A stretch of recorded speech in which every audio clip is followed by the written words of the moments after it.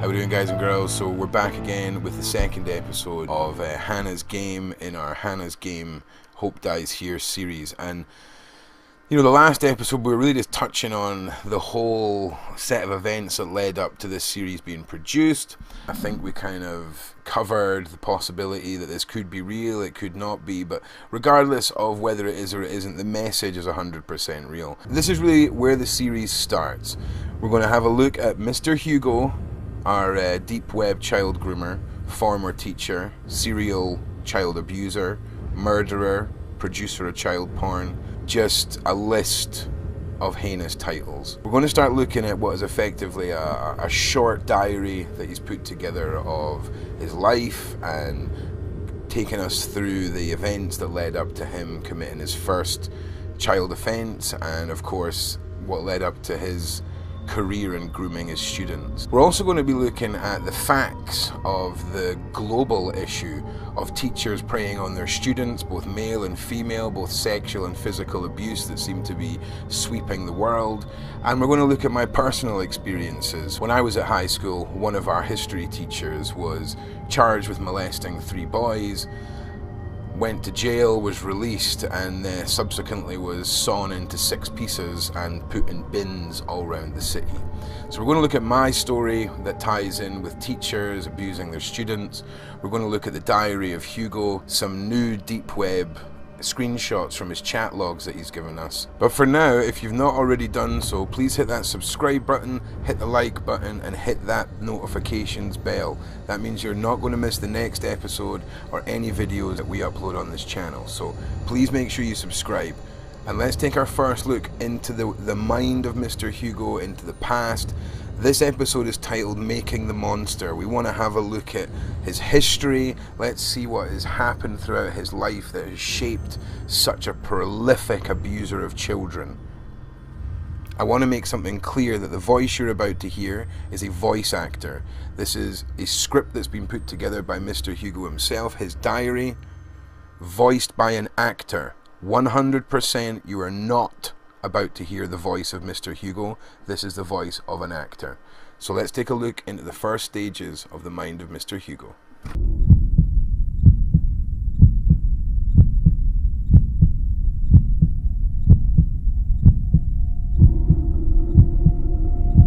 I was born into a poor family. I was an only child. Both my biological mother and father were alcoholics, drug addicts. As a young boy, I enjoyed both physical and verbal abuse. I would shut my emotions off as a coping mechanism to handle all of this suffering. My real father left my mother when I was about 4 or 5 years old. This sent her into a serious state of depression. She would go out and take random men home with her. She married one of those men. That is when the real abuse started. My stepfather was a narcissistic monster. He did not have any emotion or humanity in his eyes. I remember that very well. He would look after me after school, since my mother worked long shifts. I can remember the first time I was abused clearly. I remember coming home from after school and taking a shower. He stepped into the shower and pinned me down. This is what he said to me while he was taking. "Shut the fuck up, kiddo. Just relax and let this happen." He then proceeds to anally rape me. This happened for years on end. I had next to no emotion by the time I was 13. Empathy and sympathy were non-existent to me. Killing small animals was a hobby of mine. At this age, revenge was the only thing I had on my mind. I would think of ways to kill my stepfather, make it look like an accident. My stepfather eventually died on my 13th birthday from a mixture of diabetic pills and alcohol. This was a huge achievement for me at the time. Nobody ever suspected me of killing him. Everyone thought it was a suicide attempt.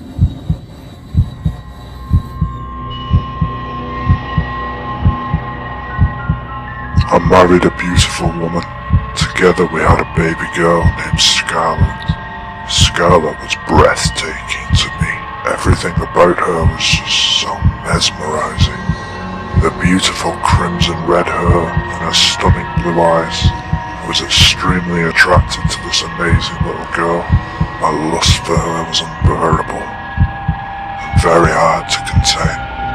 My first victim was my niece.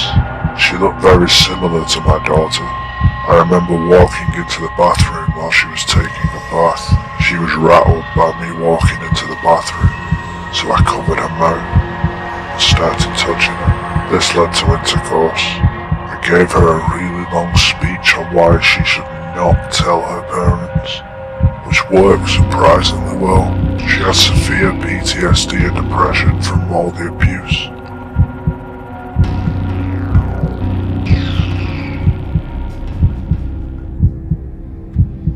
My mind was clouded with thoughts of my little girl.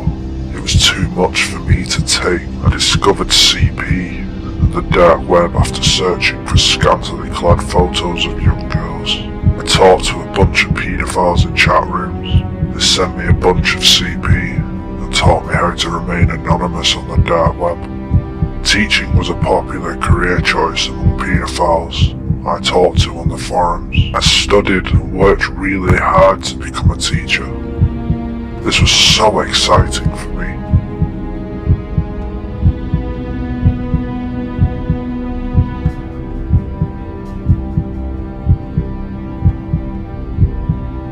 The fact that so many young children would be around me made me jump out with excitement.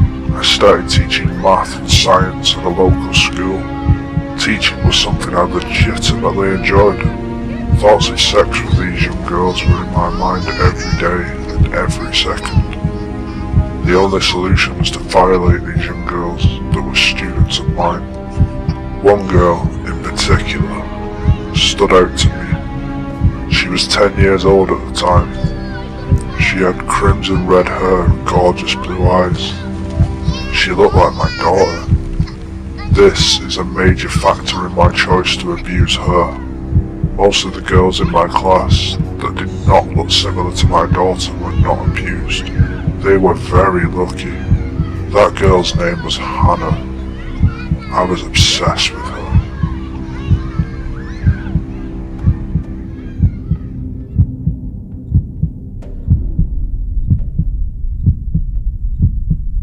Hannah's grades were horrible. She was not a hard-working student. Most of the teachers knew her as a lazy girl in class. Her parents were extremely worried about the fact that she failed in almost every class. I promised them that her grades would drastically improve as soon as possible. I had a plan in mind. I told her parents to let her come home with me after school, so I could tutor her. They agreed, and she came home with me after school. My wife and daughter were not home at the time, so this was my time to strike. I opened up my laptop and made her watch CP. The whole concept of sex and pornography is confusing to someone that young, so I had some explaining to do. I told her that only special girls are allowed to play this magical game. I also told her that girls who play this game get good grades. This immediately got her attention. After some explaining, we start to play the game. I told her to rub her bare privates and tell me how it feels. She was already familiar with masturbation, so that was a good thing for me. Intercourse took place and everything was filmed.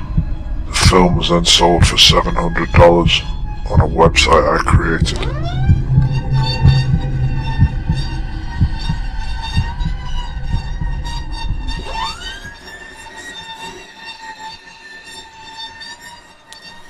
I think a lot of you will have your own opinions on what you just heard there, and I encourage anyone to leave their opinion down in the comments. If you're a professional psychiatrist or a criminologist, or you have any skills in that field at all, feel free to email me your thoughts. The link is in the description, especially if you're going to leave a large comment or anything like that. I do want to see it, so if it's anything serious, I want to hear about it. I want to hear your thoughts, your evaluations on what you've just heard. So, after receiving this, I had a few questions from Mr. Hugo, and that's what you're going to see next. A few questions from me, his responses. Once we've heard what he has to say. We're going to have a look at a few statistics on child abuse and of course in the education system, which is really what the whole theme of this is. For me, teachers preying on their students.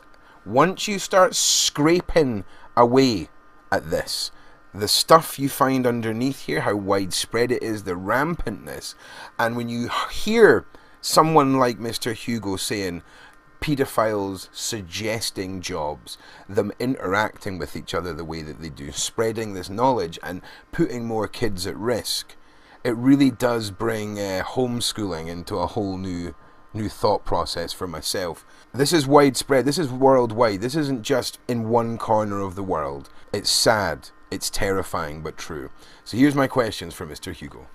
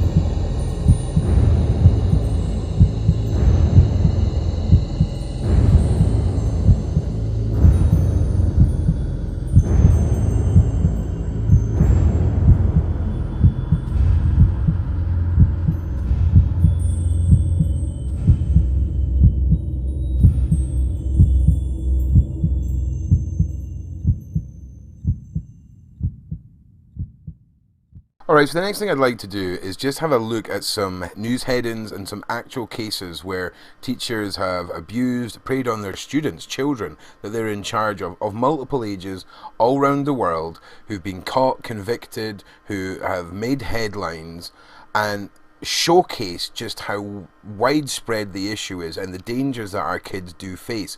Now, as a parent, having an authority figure of any kind, okay, whether it's a doctor, a teacher, a police officer, anyone like that that's an authority figure in a child's life, anyone who abuses that is the lowest form of child predator. The worst of the worst, and there's no coming back from it. I couldn't believe the statistics I've seen. I couldn't believe how widespread this is. I know I keep going on about it. I've probably said widespread about 500 times in this. But it is shocking and it is scary. And I think a lot of you out there, parents, you need to understand that we're dealing with a situation where we're the knowledge that Mr. Hugo's given me, the perception that he's given me of his tactics when he convinces these children of these games that he plays and that he likes to get them involved. The abuse, the rape of children, okay? Whether these pedophiles think it's consenting or not, whether it's a game, whether it was, you know, there was no resistance, it's rape of a child. So you justifying it in your head in any way, whether you're a teacher, whether you're any sort of online or offline predator towards children, the lowest of the low, there's no coming back from it. So let's have a look at these news reports, these headers, and we'll take a look at what I'm calling monsters in the mainstream. Let's just take a look at that right now.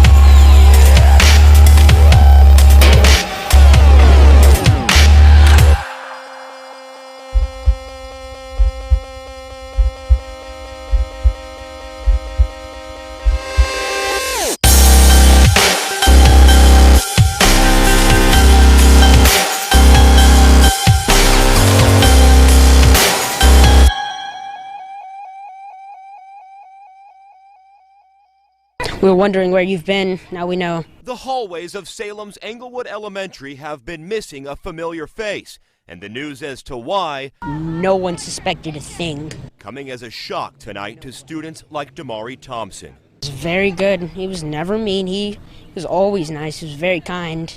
Police say 40-year-old Shane Ross, seen here in this mugshot, a PE teacher at that school, has been arrested for sexually abusing a former student over the course of several years. Thompson with these words for the man he once looked up to.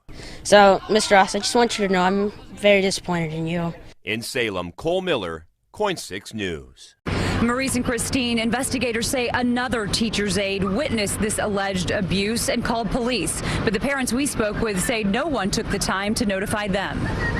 Angry parents descended on PS 200 in Bath Beach, Brooklyn this afternoon, demanding to know why a substitute teacher's aide was arrested for alleged sex abuse and they weren't notified. They can text us for nonsense and but you can't text us telling us about what happened to a child in our school. It's horrible. It's really, really horrible. It's not okay. This is my only son, and I don't think this is cool. We should have been told. I found out when I was at work. Hours earlier, the man at the center of the outrage, 62-year-old Alameldin Abdul Rahim, stood in a Brooklyn courtroom listening to the allegations against him. The prosecutor said a school employee saw Abdul Rahim sitting in a rocking chair inside a kindergarten classroom yesterday with a 5-year-old nonverbal autistic boy between his legs. The boy's head allegedly on his groin. Abdul Rahim is charged with 3 counts of sex abuse, 1 count of endangering the welfare of a minor. Bail is set at $60,000 cash. The DOE tells CBS 2 he can never work for the department again in any capacity, and the school tells me they plan to have counselors on hand next week available to speak with children. We're live in Bath Beach, Brooklyn. Jessica Moore, CBS 2 News. I don't care what you want to. What type of perverted person are you? I want to know right now. A father demanding a response from his son's 6th grade teacher, 28-year-old Brittany Zamora. You're a child molester. Do you understand me? No. Why do you say that? Oh, see, I'm a lot smarter than you. Can we meet, to talk about this? Something we can settle out, outside? Oh yeah, that's what we can do, so I can give you a chance to do it to some other kid. Yeah, that's exactly what we're gonna do. No. And make sure you tell your husband what's going on. He is right here. Can he talk to you? Oh yeah, put your husband on the phone. She's done so much, and she made a huge mistake. The biggest mistake of anybody could ever make in the whole entire world. But God preaches forgiveness, man. Your wife decided to be a monster and prey on a child. She scarred my son mentally. Do you understand what a 13-year-old boy did? Having sex with a teacher? Do you get that at all? Do me a favor. Do not call this number back again. The next time you'll hear from me will be in court. But hours later, the teen's parents call Zamora back with detectives in the room. I just don't know why you did this. Honestly, I just got really close after I think everything went down, and we were like, how could that happen? And then Now Zamora is facing charges for sexual misconduct with a minor. She is expected back in court tomorrow morning, and the boy's family has filed a lawsuit against the Liberty Elementary School District and Zamora's husband, claiming they knew about the sexual abuse and didn't stop it. We're live in the Alert Center. Antonia Mejia, 12 News. That's totally unacceptable. That is so bad. That is so very bad. It was a difficult task for some parents to drop and leave their children at Brooklyn Science and Engineering Academy in East Flatbush after hearing police arrested one of the teachers here, Daniel Santiago, Monday night for allegedly sexually abusing an 11-year-old student. It's a pedophile. It happens, and we've got to do something to stop it. It's very disturbing. And the Department of Education says they are working on removing Santiago from the payroll pending this investigation. In the meantime, he's back in court on June 20th. For now, we're live in downtown Brooklyn. Nicole Johnson, Pix 11 News. A Catholic school teacher arrested, accused of sexually abusing a teen student. Tonight, we're learning more details about the allegations of some inappropriate conversations and unwanted touching that happened. And Focus reporter Catherine Hawley has the story from Baltimore County. He's a longtime educator and popular coach at Our Lady of Mount Carmel. But now, Robert Bonner is an accused sexual predator. The 48-year-old turned himself into Baltimore County Police this week. The teacher has worked at the school in some capacity for many years. He's a trusted adult. He's well known by the community and the students there and the other teachers. So this was somebody that this was not expected from. Archdiocese officials tell ABC2 News Bonner has been employed here for a total of 13 years, starting in 1992. He's worked as a teacher, sports coach, and part-time assistant athletic director, most recently teaching phys ed for both the elementary and high schools. In a statement, the Archdiocese says in part, all Archdiocesan employees and volunteers who work with children are screened for criminal histories and the National Sex Offender Registry, and go through training on how to recognize, prevent, and report child abuse. Officials say Bonner went through the screening and training in 2011, then again in 2014. Adding, both the Archdiocese and the school are committed to protecting children and helping abuse victims heal. There's always potential for other victims. It's unusual for this to just be the first time anything like this has ever happened. If you've been victimized or know something about potential abuse, call Baltimore County Police. Catherine Hawley, ABC2 News.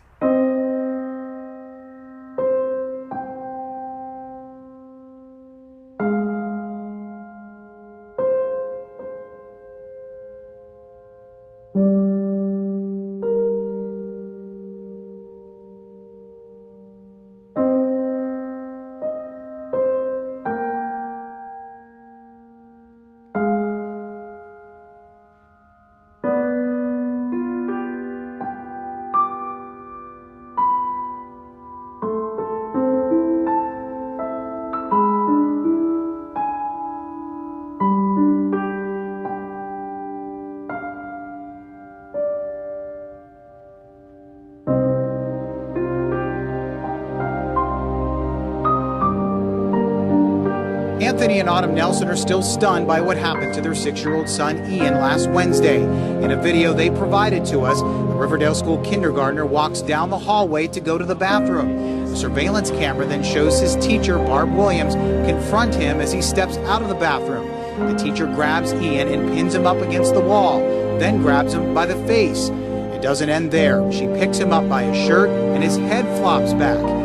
Hear his dad describe it to us. You can see where she grabs a hold of his face. She slams him up against the wall. We thought it was just a little, a little incident that happened, and that's what the school made it out to sound like. And then all of a sudden we get this video today, and this is just outrageous. I watched that in the kitchen and I just started crying. I burst out in tears. I called my mom. I called his mom. I started calling everybody. I was like, I don't know what to do. The Nelsons say Ian had a bruise to the back of his head. This letter Tuesday from Riverdale Superintendent Eric Hoffman informed Barb Williams she is suspended for 10 days without pay. In his words, quote, your repeated use of physical force was completely unwarranted and unprofessional. The Nelsons want her terminated. They plan to take the video to the Hancock County Sheriff's Office to pursue criminal charges. Ian has been moved to a different kindergarten class here at the school and seems to be happier, but his parents worry this incident will have a long-term impact on him. He's scared of her. Even going to the school next year, the year after, he'll still have to see her if she's present in the building.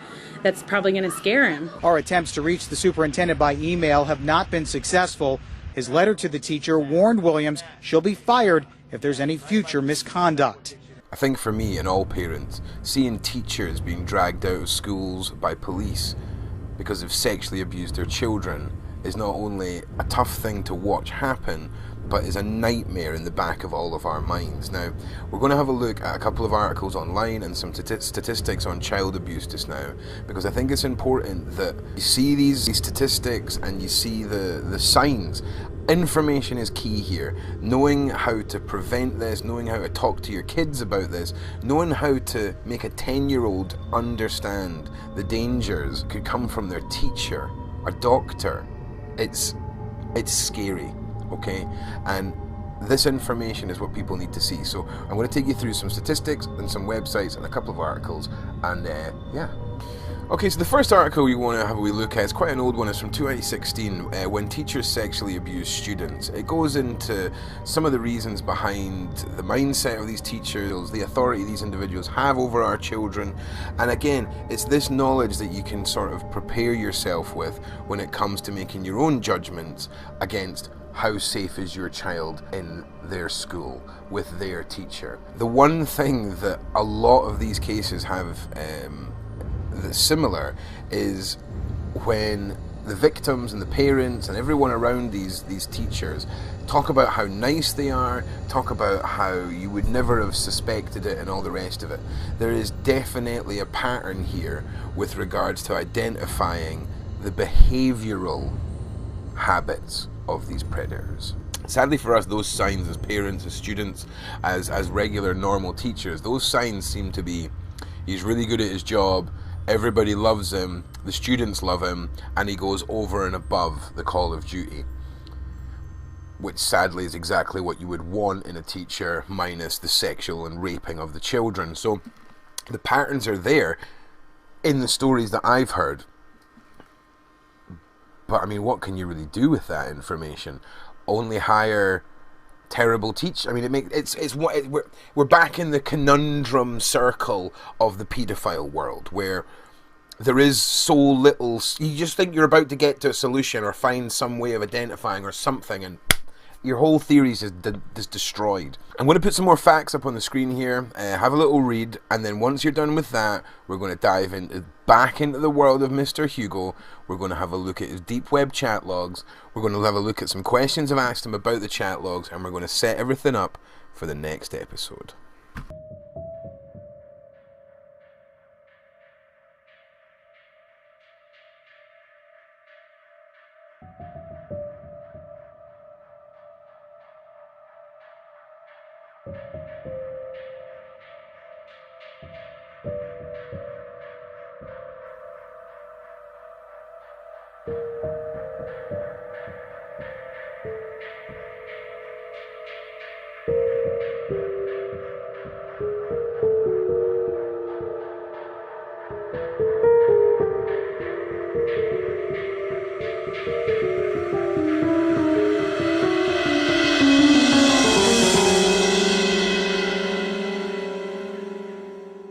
Alright, so just before we dive into the deep web chat logs, I just want to tell you the story about my high school and the history teacher there, Mr. Wilson. Now, I grew up in Edinburgh, I went to James Gillespie's high school, and when I left there was always these weird rumours circulating, and right as I was leaving school, everything was kind of blowing up with Mr. Wilson, and the story goes that he used to invite 15, 16-year-old boys back to his house to tutor them or whatever the blag was he used in court. That's nonsense, because I knew one of the guys, and it was just to get drunk basically and buy the kids alcohol. Now, regardless of what the newspaper says, that's basically the gist of it. He would prey on people that had issues at home, and it was pretty devastating for everyone who knew these guys and for the school.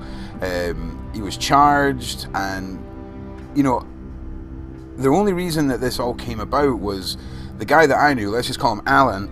Alan woke up mid-abuse at Mr. Wilson's house. Obviously threw him off, groggily ran out the door, and he'd been drugged. I mean, he'd been given GHB or whatever date rape drug of the era it was, probably GHB, and he woke up, you know, being assaulted, ran out of the house, reported him, and Mr. Wilson ended up going to prison for I think 18 months. And when he was in prison, he made a very, very good friend of his cellmate, and in a weird twist of fate, his cellmate in 2004 ended up sawing him into 6 pieces and sawing his head off and dumping his body parts in bins. Now, I'm pretty sure it was because he was making sexual advances towards his old cellmate. I don't think it was necessarily because he was a paedophile, because they used to speak openly about that, and the cellmate was a rapist himself. So it's a very bizarre story. Now, I'm going to leave links to the newspaper reports. If you guys would like a more in-depth story of this, then leave a comment below. I can make a video on that if you want.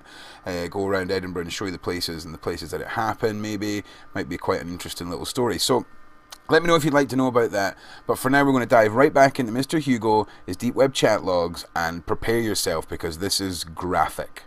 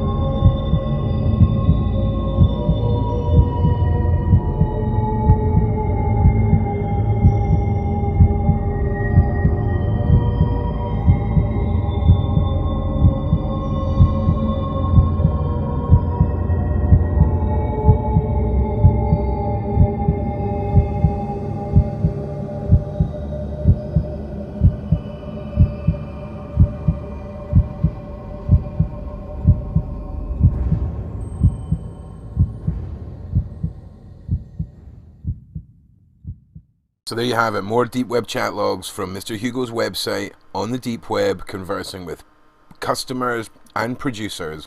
In the next episode, that's exactly where we're going back to.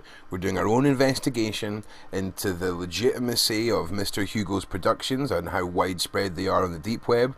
We're going to look at more of his chat logs, his emails, his relationship with Mr. Scully, No Limits Fun, the realities of whether or not No Limits Fun still exists or not. We're doing our own investigation, as I say, back on the deep web. So stay tuned for that next episode. Make sure you subscribe, hit the notification bell. If you have anything you want to say, feel free to email me, leave a comment. Please do leave a like. Anyone who wants to support the channel, please find a link to my Patreon. Anything as little as $1 a month makes all the difference to help me support making more content like this.